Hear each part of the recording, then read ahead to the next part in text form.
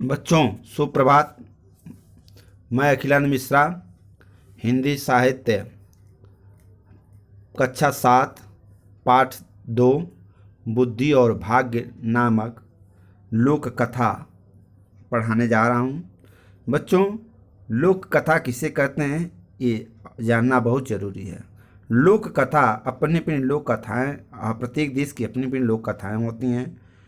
उस देश की सभ्यता और संस्कृति, लोक संस्कृति, परंपराओं और रीति रिवाजों को जानने का अवसर प्रदान करती हैं और कथा नैतिक शिक्षा से भरपूर होती है।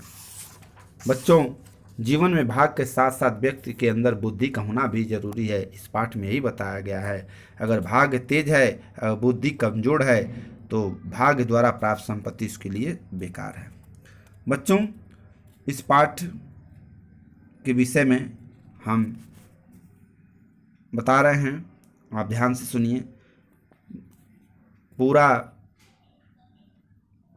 सारांश, इस कथा का पूरा सारांश एक गडेरिये, एक सौदागर और एक राजा बनने और उसकी गडेरिये की शादी तक जाते जाते यह कथा का अंत हो जाता है। एक बार बुद्धि और भाग में किसी बात को लेकर बहस हुई। दोनों में इतना तेज बहस बढ़ी कि दोनों में तू मैं पर उतर आई। भाग ने बिगड़कर कहा, मैं तुमसे बड़ा हूं। समझदार बुद्धि हंसकर बोली, यह तो मैं भी कह सकती हूँ कि मैं भी बड़ी हूँ। क्या यह अच्छा ना होगा कि हम दोनों अपनी अपनी शक्ति का प्रदर्शन करके देखें? जो जीतेगा वही बड़ा होगा। भाग ने इस बात को स्वीकार कर लिया। दोनों अपनी अपनी शक्ति के प्रदर्शन के लिए जगह की खोज में चल पड़े। चलते चलते उन्हें एक गडेरिया नजर आया, जो शांत भाव से अपने बेचारा भेड़ बकरियों को चरा रहा था। उसे देख बुद्धि ने कहा, क्या तुम उसे वैभवशाली बना सकते हो? क्यों नहीं, मैं चाहूं तो उसे सम्राट बना सकता हूँ। भाग ने अभिमान में उत्तर दिया। बुद्धि मुस्कुराती बोली, अभागा कहीं, सम्राट बनते बनते प्राणों से हाथ न धो बैठे। बुद्धि ने भागी को कहा, तो अब तो तुम अपने बच्चों से पीछे हटना चाहती हो। भाग ने उसे गुस्से से कहा, नहीं, बिल्कुल नहीं, मुझे स्वीकार है। तुम इसे सम्राट बना दो। मैं जब इसे लोगों पर शासन करते देख लूंगी, तब तुम्हारे सामने सिर झुका दूंगी। तुम्हारे मेरे सामने सिर झुकाना पड़ेगा। भाग ने बुद्धि से कहा। बुद्धि ने भाग से कहा, ठीक है। यह कहते ही भाग ने गडेरिया पर अपनी कृपा का हाथ रखा और बुद्धि उसका हाथ छोड़कर एक दर्शक की तरह दूर जा खड़ी। गडेरिया आगे बढ़ा। उसने रत्नजड़ित खड़ाओं का एक जोड़ा मिला। उन्हें उलट पलट कर देखा और वह पत्थर को समझकर अपने पैरों में पहन लिया। फिर वह प्रतिदिन की तरह अपनी भीड़ बकरियां चराने लगा। उसके बाद एक दिन वहां से किसी दूसरे देश का सौदागर गुजर रहा था। अचानक उसकी नज़र गडेरिये के पैरों पर पड़ी। उसने हैरानी से पूछा, क्या तुम्हें किस चीज़ का खड़ाऊ पहन रखी है?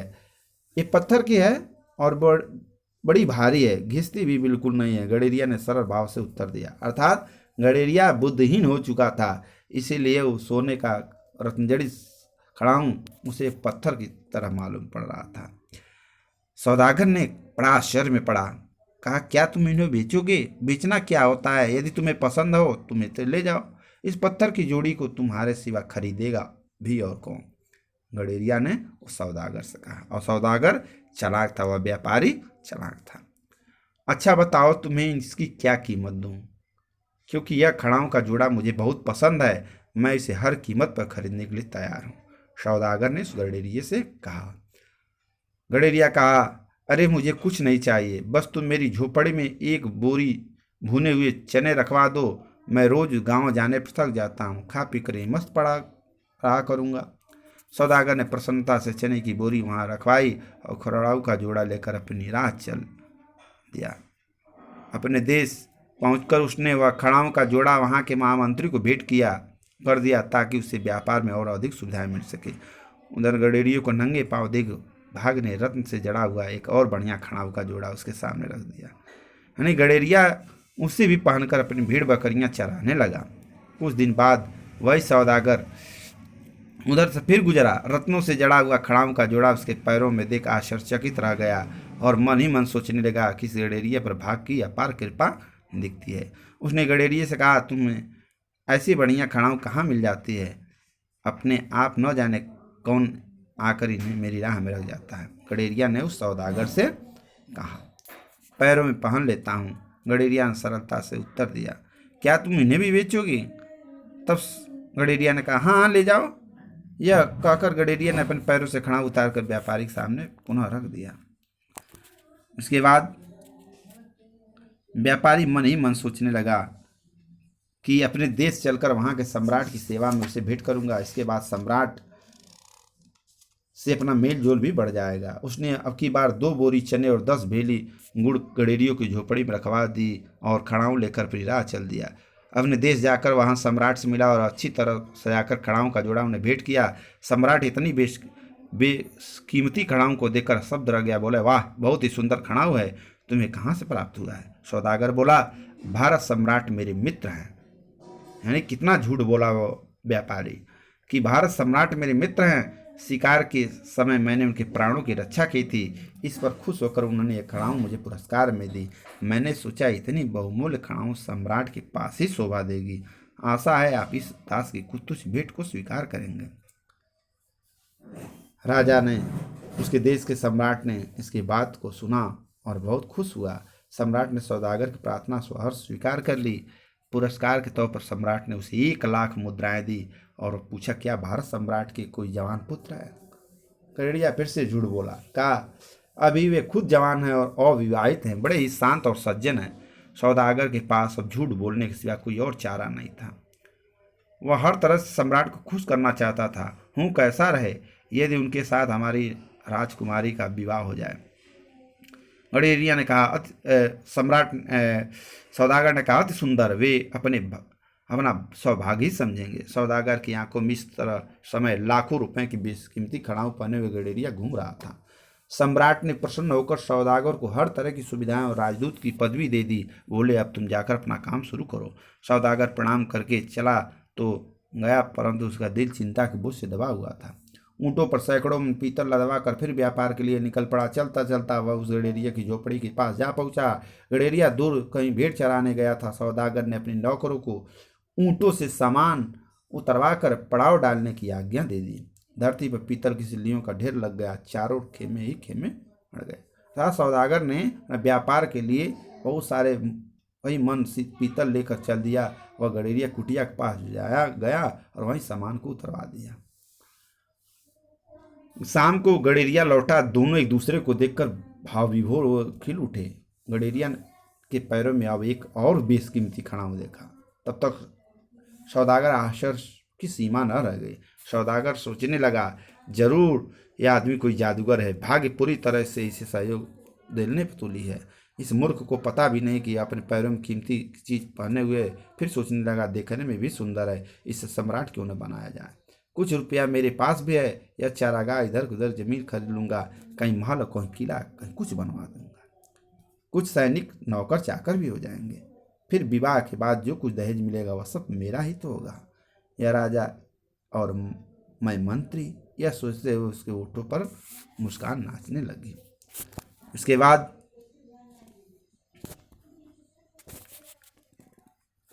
बाद भाग ने उसके हृदय के भाव पढ़े खिल उठा। बुद्धि मुस्कुरा उठी। भेड़ बकरियों को अपनी जगह बांधकर थका हुआ गडेरिया पीतल की सिल्लियों के ढेर के साथ सहारा लेकर बैठ गया। सौदागर ने उससे बोला, अब की बार तुम बहुत जल्द लौट आए। हाँ, बहुत काम आ पड़ा। अब मैं तुम्हारे पास कुछ दिन रहूंगा। तुम्हें कुछ ऐतराज तो नहीं? अरे वाह, कैसी बातें करते हो। जंगल में मंगल हो जाएगा, बस मेरी भेड़ बकरियों को तुम्हारा कोई आदमी न छेड़े। अरे, अब तो तुम इन भेड़ बकरियों की चिंता मत करो, मैं सम्राट बनाने वाला हूँ। सम्राट? गडेरिया ने कहा, वह क्या भला होती है?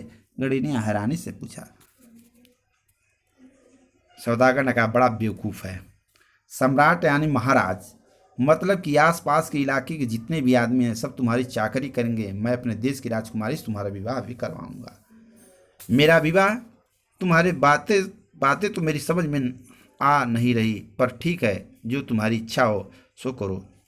बस मेरी भेड़ बकरियों को कोई कुछ न कहे।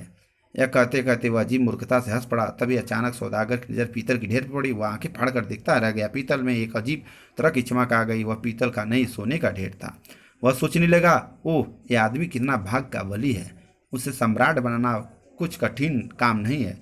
यह तो सम्राट बनाया है। गडेरिया ने ऐसा किया जिसका उसका जितना पीतल का था सब सोना का हो गया। और सौदागर ने आश्चर्य में पड़ करके मन में सोचने लगा। भाग ने जीते हुए वीर की तरह विमान से बुद्धि की ओर देखा। बुद्धि ने मजाक में ही उत्तर दिया, कोई बात नहीं, अभी आगे बढ़ो। सौदागर ने अपना सोचा हुआ काम शुरू कर दिया। सोना बेचकर जमीन खरीदी, महल बनवाया, किला बनवाया, सेना भर्ती की। बेशुमार दौलत, अपार दौलत उसके पास हो गया। जमीन जागीरदारों को मांगा रुपया देकर कुछ जागीरें भी खरीद ली। गडेरिया के लिए बढ़िया बढ़िया कपड़े बनवाए। सजा हुआ गडेरिया शकल सूरत से तो अब राजा लग रहा था। वास्तव में उसे राजा का अर्थ भी नहीं पता। धीरे धीरे सौदागर ने उसकी भेड़ बकरियों की इधर उधर कर दी। गडेरिया ने जब पूछा तो दिन रात में खुलकर न जाने कहाँ चली गया, ऐसी बात कह दिया। गडेरिया सबके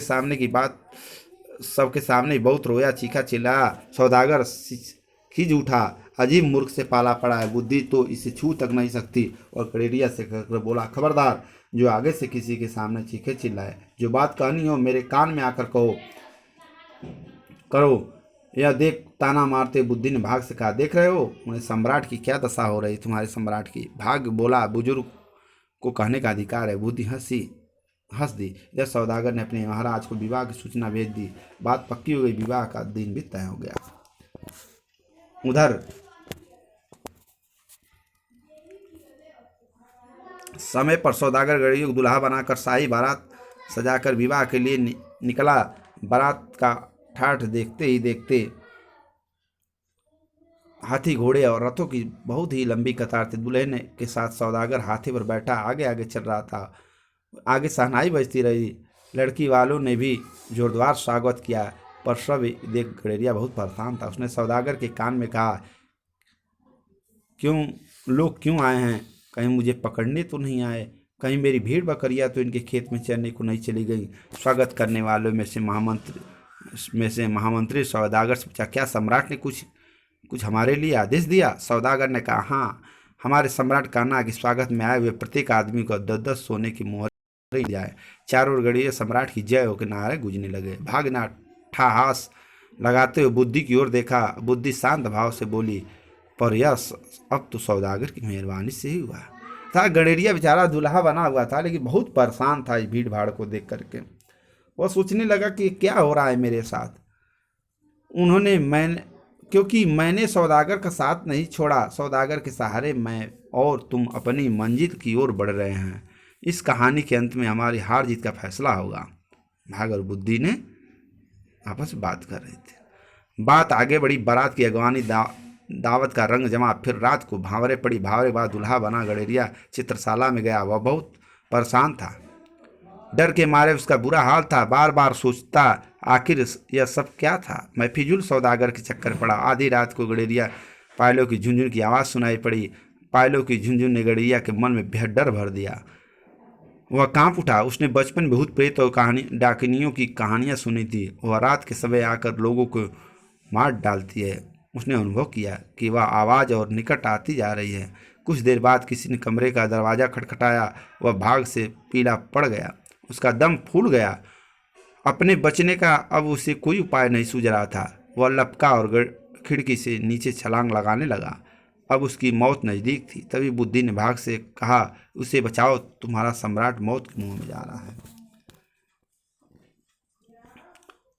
भाग चुपचाप खड़ा था। उसकी समझ में कुछ नहीं आ रहा था। वह झुलाकर बोला, क्या करूं? अजीब मूर्ख से पाला पड़ा है। तुमसे बन पड़ता है तो तुम ही उस मूर्ख को मरने से बचाओ। मैं अपनी हार मान लूंगा। तथास्तु ऐसा ही हो। यह कहकर बुद्धि गडेरिया के दिमाग में घुस गई। बुद्धि के आते ही ऊंचाई से धरती की ओर देख गडेरिया सोचा, नीचे गिरकर मरने से क्या लाभ है, और फिलहाल राजमहल में डाकनियों का क्या काम है। तभी वह खिड़की को छोड़कर कमरे में लौट आया। फिर उसे ध्यान आया कि उसके साथ रात को मेरी भांवर पड़ी थी। उसके पैरों से भी ऐसी ही आवाज़ आ रही थी। हो सकता है मेरी दुल्हन ही मुझसे मिलने आई हो। ओह, मैं भी कैसी मूर्खता करने जा रहा था। धीरे धीरे सारी कहानी उसके दिमाग में घूमने लगी। अब उसने हंसते हुए द्वार खोल दुल्हन का स्वागत किया। दोनों खिल उठे। दूसरी ओर भाग्य और बुद्धि के सामने अपनी हार मानकर सिर झुकाए खड़ा था। लोक कथा। बच्चों, इस लोक कथा के माध्यम से तो स्पष्ट हो गया कि भाग्य और बुद्धि दोनों का जीवन में होना आवश्यक है। अगर भाग्य साथ दे रहा है, बुद्धि नहीं है, तो सब बेकार जाएगा। यह था। और बच्चों, एक नए शब्द एवं शब्दार्थ को लिख लीजिएगा। और जय हिंद, जय भारत।